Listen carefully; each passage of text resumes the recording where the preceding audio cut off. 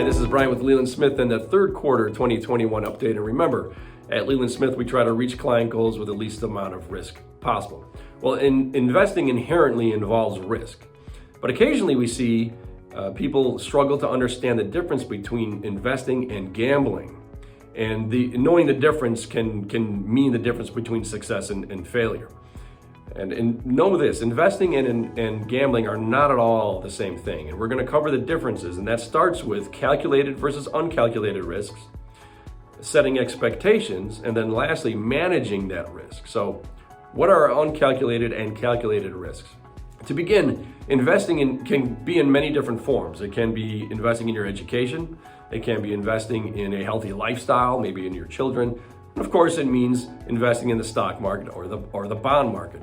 The key to understand is that investing includes the expectation of a future return for the use of your capital, whether that capital is money or time or effort or whatever it may be.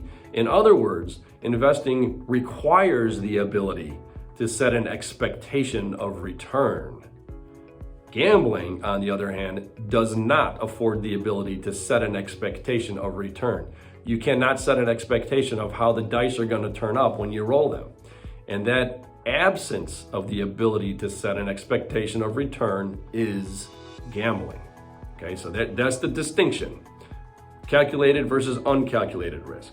Now that we know that, we want to set expectations. And let's be clear, investing includes risk. It involves risk. That risk should be commensurate with the amount of return you expect from the investment of your capital.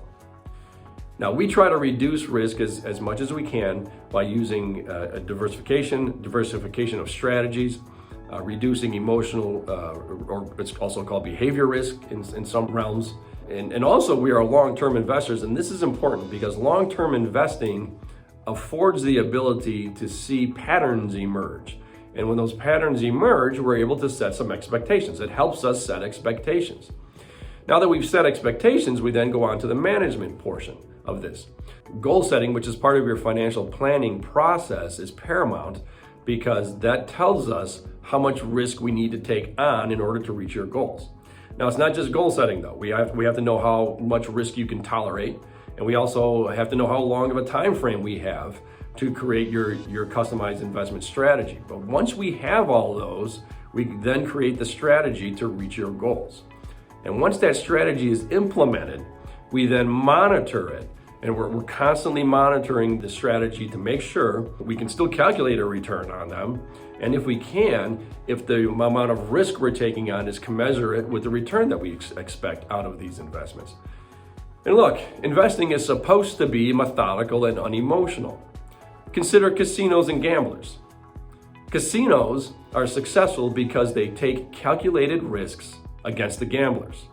As investors, we want to be like the casino. We want to be like the casino because we can calculate the risk of our investment and then we can manage that risk and hopefully manage it well. And that's the difference. That's the key to success, and knowing the difference between gambling and investing.